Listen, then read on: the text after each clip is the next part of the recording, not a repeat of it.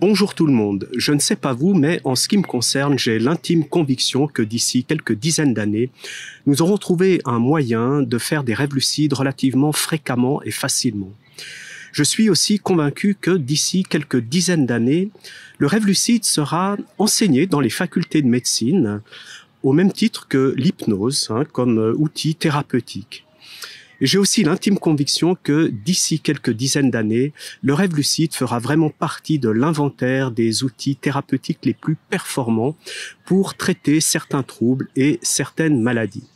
Alors vous allez me dire, mais Emmanuel, comment peux-tu être aussi optimiste par rapport à ça? Eh bien, c'est ce que je vous propose de voir dans quelques secondes.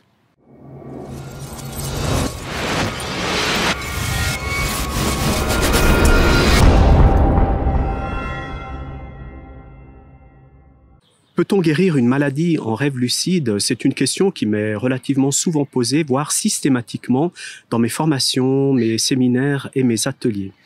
Alors par rapport à ça, bon, je pense qu'il faut faire preuve déjà d'une certaine humilité, et en ce qui me concerne, je serai assez prudent par rapport à ce que je vais dire, et d'autant que je ne veux pas raconter n'importe quoi sur cette vidéo et donner des faux espoirs. Cependant, je suis même assez convaincu que avec le rêve lucide, grâce à cet outil, on peut, sinon guérir certaines maladies, mais au moins les traiter et participer au processus, soutenir en tout cas les processus naturels de guérison. Alors, sur quoi je m'appuie pour dire cela? C'est très simple.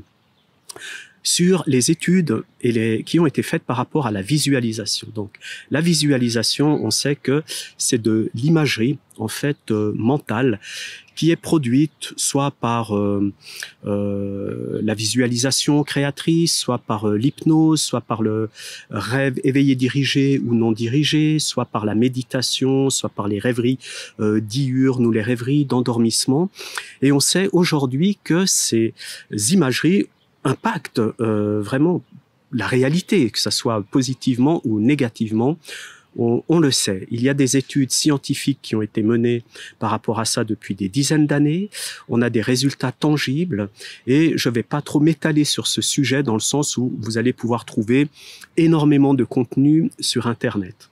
Donc déjà, je m'appuie sur ça et je m'appuie aussi sur l'effet placebo. Donc tout le monde sait ce que c'est que l'effet placebo. Ce sont des pseudo-traitements médicamenteux que l'on peut prendre sous forme de comprimés, mais ce sont en général des comprimés en sucre auxquels on a rajouté un petit peu d'amertume pour faire croire aux personnes qu'il s'agit vraiment d'un médicament puissant. Et puis ça peut être aussi un sérum totalement neutre qui est injecté dans les veines. L'effet placebo est puissant. Toutes les études qui ont été faites par rapport à ça le prouvent, et vraiment aujourd'hui c'est un phénomène qui dérange la médecine, qui dérange l'industrie pharmaceutique. Pourquoi? Parce que l'effet placebo est une preuve de la puissance de l'esprit sur la matière. Et là, je suis aussi convaincu que lorsque les sciences dures se réconcilieront avec les sciences de l'esprit, les sciences spirituelles, au sens non religieux du terme, on pourra vraiment avancer. Le jour où ces deux sciences se tiendront main dans la main, on pourra vraiment aller très loin par rapport au traitement de certains troubles et de certaines maladies. Mais pour l'instant, c'est encore pas le cas. Il y a des lobbies pharmaceutiques qui sont très puissants et voilà, qui ne sont peut-être pas d'accord que l'on puisse commencer à guérir par la force de la pensée. Donc, ce qu'il faut savoir par rapport à l'effet placebo, il y a vraiment des choses qui sont absolument extraordinaires. C'est que certaines personnes, pour vous donner un exemple, pour vous citer un exemple, harcèlent leur médecin à tel point, des personnes qui ont des douleurs un peu idiopathiques, c'est-à-dire sans cause identifiée, des personnes qui harcèlent leur médecin pendant des mois et des mois et des mois. Certains médecins, au bout d'un moment, en ont marre, et qu'est-ce qu'ils prescrivent? Ils prescrivent de la chirurgie. Typiquement le cas de cette femme qui justement avait des douleurs au ventre, mais malgré tous les examens qui ont été faits, les médecins n'ont rien trouvé. Et puis son médecin en avait tellement marre qu'il a prescrit une chirurgie La personne s'est fait opérer. Mais qu'est-ce qu'ils ont fait, les chirurgiens? Ben, ils n'ont rien fait. Ils ont juste ouvert la personne, puis ils l'ont recousue tout de suite au niveau de l'abdomen. Elle est restée 3-4 jours à l'hôpital. Et puis les médecins lui ont dit, enfin le chirurgien lui a dit, alors effectivement, madame, vos douleurs étaient fondées parce qu'on a vraiment, on a trouvé quelque chose, pas grave, un petit kyste ou une petite inflammation, enfin bref. Mais en tout cas, les médecins ont dit qu'ils avaient trouvé quelque chose. Eh bien, la personne, après être rentrée chez elle, au bout de quelques jours, eh bien, c'était fini. Elle avait plus ses douleurs. Alors vous allez me dire, bah, c'est pas éthique tout ça. Au niveau de la déontologie, ça craint un peu, mais qu'est-ce que ça peut faire? Peu importe. À partir du moment où la personne peut vivre mieux et n'a plus ses douleurs, ben, tant mieux. Et puis, dans une moindre mesure, on sait aussi très bien que certaines personnes vont voir leur médecin. Et puis, quand elles arrivent à la salle d'attente, elles sont déjà à moitié guéries. Et puis, il y en a qui se disent, mais qu'est-ce que je fais là? Je vais mieux. Et puis, qui sont mal à l'aise par rapport à leur médecin parce que ben, ça va beaucoup mieux. Donc, on sait que l'effet placebo est puissant. On sait que la pensée a vraiment un impact puissant par rapport à certains troubles et certaines maladies. Maintenant, je vais en revenir au rêve lucide. Alors, le rêve lucide par rapport à la visualisation, qu'est-ce que c'est? Eh bien, c'est 1000 fois la visualisation. Pourquoi? Parce que la visualisation, on reste dans de l'imagerie. C'est-à-dire, c'est quelque chose en 2D qu'on va voir sur son écran mental. Et c'est déjà puissant. Alors que le rêve lucide, c'est quelque chose en 3D, c'est un univers onirique dans lequel on va être vraiment à l'intérieur et au cœur même de la source de la problématique. Et en étant au cœur de la problématique, on va pouvoir la traiter beaucoup plus facilement que si c'est une imagerie mentale.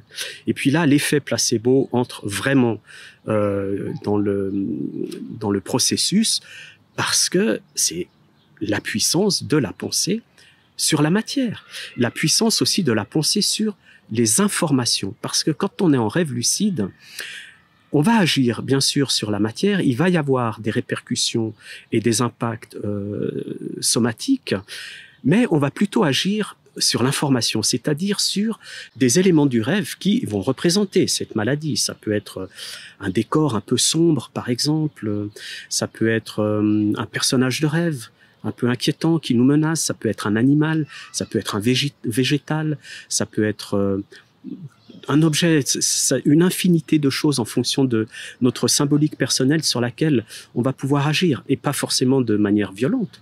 On peut tout à fait intervenir de manière bienveillante, douce et bienveillante envers des choses qui nous dérangent, en transformant, par exemple, je sais pas, une bête, un scorpion noir ou je sais quoi, en un petit agneau bienveillant. En ce qui me concerne, je peux vous donner un exemple. Au mois de novembre, l'année dernière, j'ai eu une chute à trottinette assez violente dans les rues de Lausanne. Une belle rue en pente, je suis passé par l'avant. Et puis, j'ai eu une fracture de l'épaule, en fait, une fracture de la glène et une belle luxation. Voilà, qui a nécessité une hospitalisation et une intervention chirurgicale. Alors bien sûr, en rêve lucide, je n'aurais pas pu traiter ce problème. Hein, vous pensez bien, c'est pas là où je veux en venir. Mais bon, j'ai eu une intervention chirurgicale qui s'est très bien passée.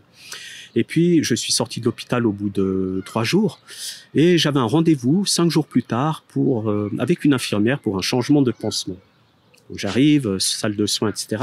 L'infirmière m'enlève le pansement et elle était scotchée, elle est tombée par terre. Pourquoi? Parce que ma cicatrice était quasi déjà guérie. Au bout de 5-6 jours, il y avait déjà plus rien. J'avais une cicatrice, elle m'a dit, de plus de 2 semaines. Et puis, elle a appelé le médecin. Et puis, le médecin est arrivé. Et puis, il m'a dit, mais c'est incroyable, j'ai rarement vu ça. Et comment est-ce que vous avez fait? Enfin, voilà. Et puis, je lui ai expliqué ce que je faisais. Je lui ai parlé du rêve lucide. Je lui ai parlé de la visualisation et autres.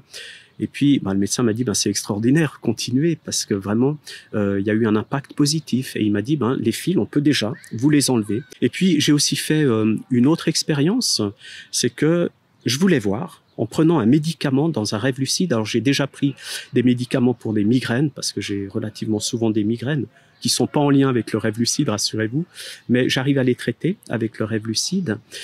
Et puis, alors, ce que j'ai fait un jour, c'est que j'ai pris un médicament à base de benzodiazépine. C'était voilà, un anxiolytique. Je voulais voir s'il y avait un effet après dans la réalité physique.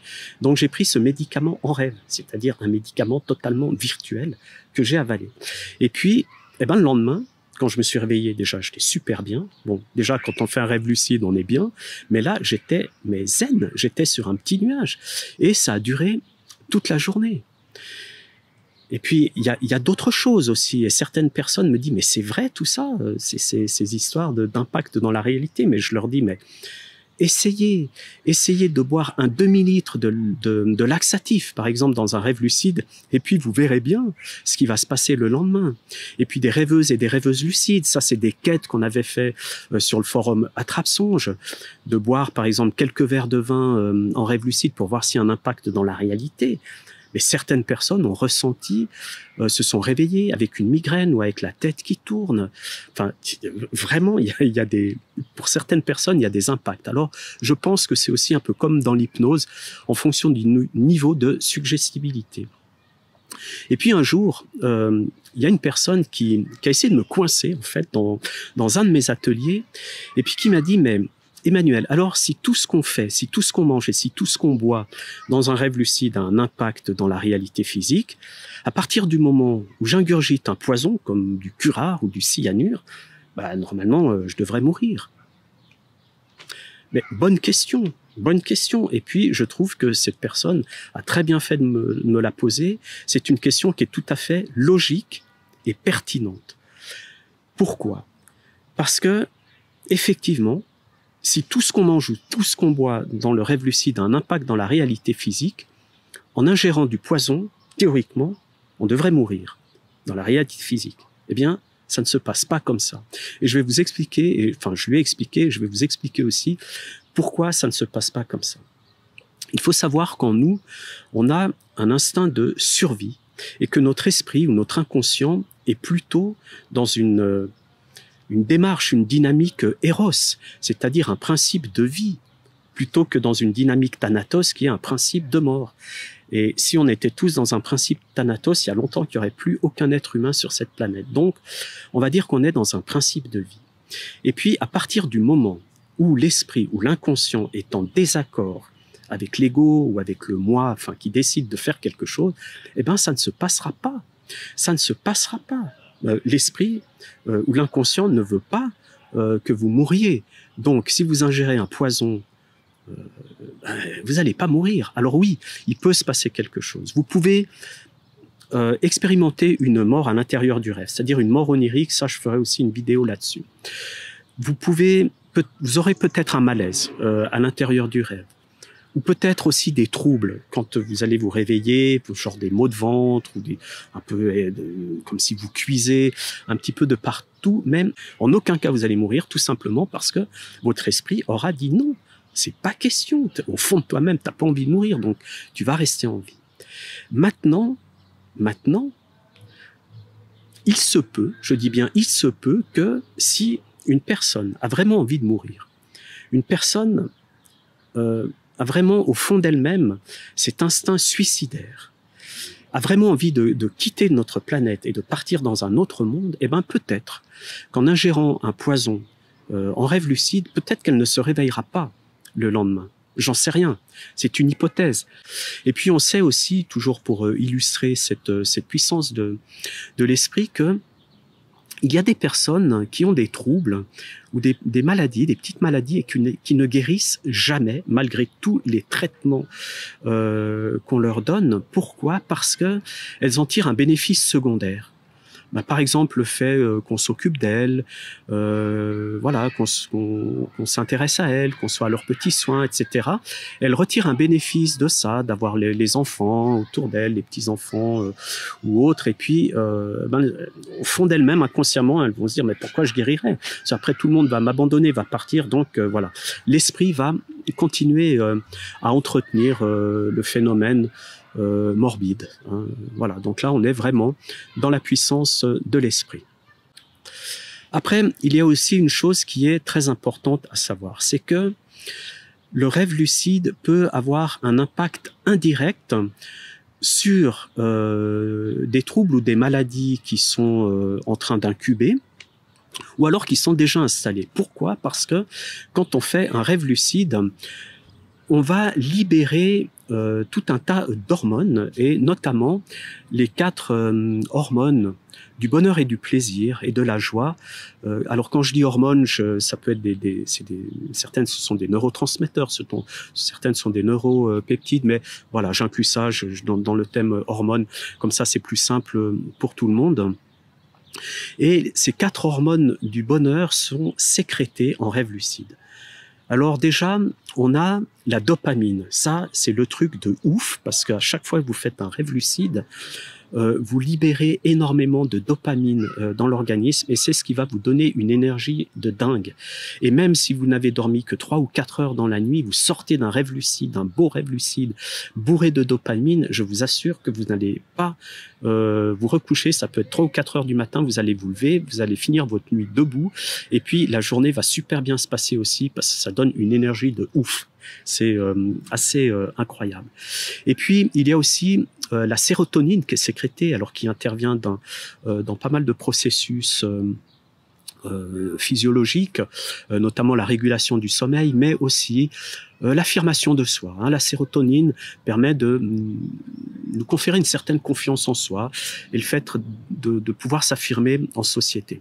Et puis, on a l'ocytocine, qui est une hormone un petit peu qui va nous donner un petit peu, nous conférer ce sentiment d'amour, de paix intérieure, de bien-être, de plénitude. Et puis il y a toutes les endorphines, c'est-à-dire c'est des endomorphines, c'est des antidouleurs qui sont sécrétées naturellement par l'organisme. Eh bien, quand on fait un rêve lucide, on va sécréter tout ça. Et puis ces hormones-là vont contribuer justement à notre bien-être, et à notre plaisir et à notre bonheur. Et on sait que des personnes heureuses et dynamiques tombent beaucoup moins souvent malades que des personnes qui sont plutôt dépressives, déprimées, ou qui voient toujours le côté négatif des choses, le verre à moitié vide. Et puis ce qu'il faut savoir aussi, c'est que en rêve lucide, il y a des activités comme par exemple faire l'amour, enfin tout ce qui touche à la sexualité, c'est vraiment très très très puissant. Et d'ailleurs on en parle dans les tantras, que cette énergie de la sexualité va nous aider aussi à être beaucoup mieux et à guérir de certains troubles et de certaines maladies. Et en rêve lucide, et quand on fait l'amour en rêve lucide, mais c'est l'extase. Enfin, je veux dire, c'est pas le 7e ciel, c'est quasiment le 8e ciel. Et même le baiser onirique. Un baiser onirique en rêve lucide, un baiser en toute conscience. Mais c'est le pied géant. Et je vous assure que, en tout cas pour toutes les personnes qui ont expérimenté le baiser onirique, enfin, elles peuvent en témoigner, elles peuvent le dire, mais le jour où vous expérimentez ce baiser onirique, et en plus, si vous embrassez quelqu'un en volant, en flottant dans l'air, ou en montant comme ça en spirale, c'est l'extase absolue. Et on peut aussi faire l'amour. Et ça, je vais consacrer une vidéo entière sur l'amour en rêve lucide. C'est mais purement extatique. Et comparé à la réalité physique peut paraître assez fade dans certains cas par rapport à ce qu'on peut vivre en rêve lucide. Alors bien sûr, l'amour en rêve lucide ne remplacera jamais l'amour physique, ça c'est sûr, parce que sur le plan physique, on a besoin bien sûr de faire l'amour physique, mais en tout cas, c'est un excellent palliatif, et voilà, ça contribue aussi à la guérison, ça contribue aussi à booster nos défenses immunitaires, ça contribue aussi à soutenir les processus de guérison. Donc en rêve lucide, n'hésitez pas dans vos premières quêtes à expérimenter tout ça, et vraiment, je vous assure, vous n'allez pas le regretter. Donc tout ce que je viens d'aborder, voilà, justement, ça fait partie de ces petits miracles dont je vous parlais dans la dernière vidéo. Et puis j'aimerais terminer quand même sur quelque chose que vous connaissez aussi, que tout le monde connaît, c'est ces histoires de rémission spontanée. C'est-à-dire des personnes qui ont des graves maladies, qui sont quasiment condamnées par la médecine, et qui guérissent en quelques jours, c'est-à-dire des rémissions spontanées, des guérisons, on va dire, aiguës, totalement incompréhensibles, et qui sont attestées par la médecine.